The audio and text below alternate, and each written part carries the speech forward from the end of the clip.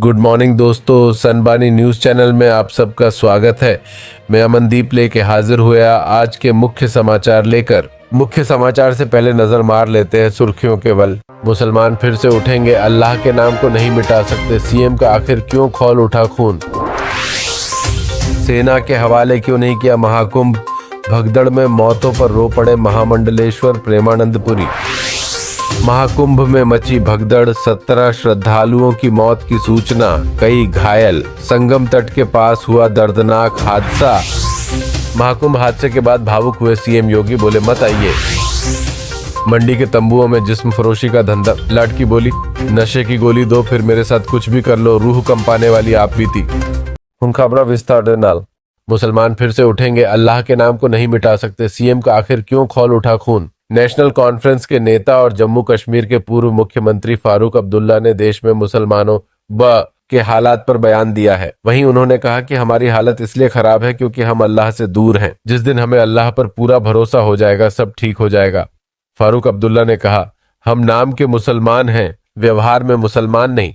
जिस दिन हम अपने कर्मों को सुधार लेंगे और अल्लाह पर पूरा भरोसा कर लेंगे, वह वही है, वही था और वही रहेगा, बाकी सब मिट जाएगा, तब इंशाअल्लाह मुसलमान फिर उठ खड़े होंगे। वक्फ संशोधन विधेयक को लेकर उन्होंने कहा, अल्लाह सब ठीक करेगा, वक्फ को अल्लाह बचाएगा, वक्फ के मामले में जो चाहे करो, अल्लाह का नाम मिटाया नहीं जा सकता, इसके पैगंबर को नष्ट नहीं किया जा सकता। सेना के हवाले क्यों नहीं किया महाकुंभ, भगदड़ में मौतों पर रो पड़े महामंडलेश्वर प्रेमानंदपुरी। प्रयागराज में महाकुंभ में मंगलवार की आधी रात भीड़ का दबाव इतना बढ़ा कि भगदड़ मच गई। संगम नोज पर भीड़ के चलते मची भगदड़ में लगभग 10 से ज्यादा लोगों की मौत और 7 लोगों के घायल होने की जानकारी मिली है। घायलों को कुंभ क्षेत्र के सेक्टर 2 में बने अस्पताल में भर्ती कराया गया है। दुखद घटना और भीड़ के चलते अमृत स्नान रद्द कर दिया गया है। इस बीच परिस्थितियों पर बातचीत करते हुए पंचायती अखाड़ा श्री निरंजनी के महामंडलेश्वर प्रेमानंदपुरी अचानक रो पड़े। उन्होंने कहा, हमने पहले ही कहा था कुंभ की सुरक्षा को आर्मी के हवाले किया जाए, लेकिन किसी ने हमारी नहीं सुनी। प्रशासनिक व्यवस्था से कुंभ कलंकित हो गया। इतनी जनता आने के बाद ये पुलिस के संभालने का काम नहीं है। इसी का परिणाम है कि किसी बाप का बेटा चला गया, किसी का कोई। बहुत दुखद समाचार है, मेरा मन बहुत व्यथित है। मैं अखाड़े में अपने साथियों से कहकर आया कि आप लोग यहाँ से ये अनाउंस मत कीजिए कि ये सब हो गया है। आप धीरे धीरे अपने भक्तों से अपने कैंपों में लौटने के लिए कहिए, क्योंकि इससे वहां भी भगदड़ मचने की आशंका है। उन्होंने आगे कहा, अगर कुंभ सेना के हवाले किया जाता तो मुझे नहीं लगता कि इतना बड़ा हादसा होता।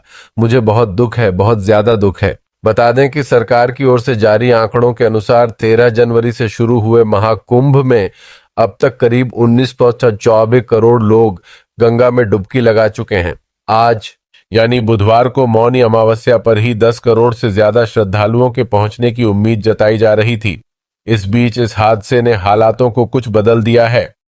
महाकुंभ में मची भगदड़, 17 श्रद्धालुओं की मौत की सूचना, कई घायल।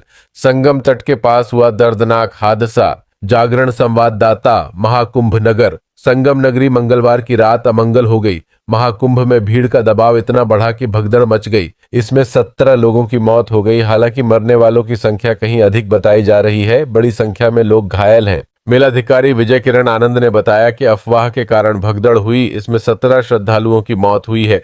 50 से ज्यादा लोग गंभीर रूप से घायल हैं। सभी को महाकुंभ नगर के केंद्रीय अस्पताल में भर्ती कराया गया है।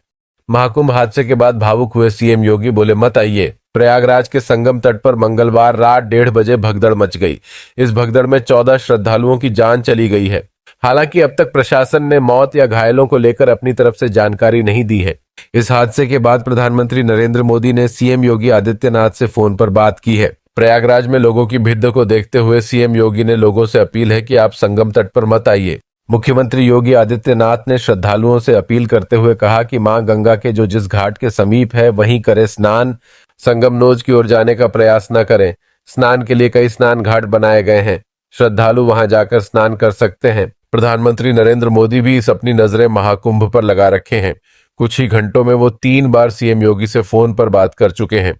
मंडी के तंबुओं में जिस्म फरोशी का धंधा, लड़की बोली नशे की गोली दो फिर मेरे साथ कुछ भी कर लो, रूह कंपाने वाली आप बीती। मुझे बस नशे के लिए 6 कैप्सूल चाहिए और उसके बाद कोई मेरे साथ कोई कुछ भी करे, मुझे कोई फर्क नहीं पड़ता। महिला ने पहले मुझे नशे की लत लगाई और मुझे अब जिस्म फिरोशी में धकेल दिया है, वह मुझे ही नहीं, मेरे जैसी कई युवतियों को हवस के भूखे भेड़ियों के समक्ष परोसती है और बदले में 300 रुपए लेती है। आधा हिस्सा 150 रुपए मुझे मिलते हैं।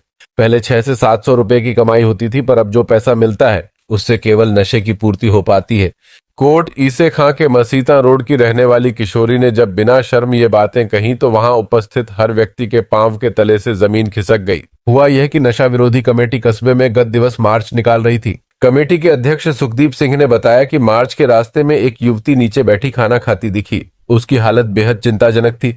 उससे बात करने के बाद उसके घर पहुंचाया गया। सुखदीप सिंह ने बताया कि आज मंगलवार को जब वह किशोरी के घर पहुंचे और उससे बातचीत की तो पता चला कि वह पिछले 2 वर्ष से नशा करने की आदी हो चुकी है।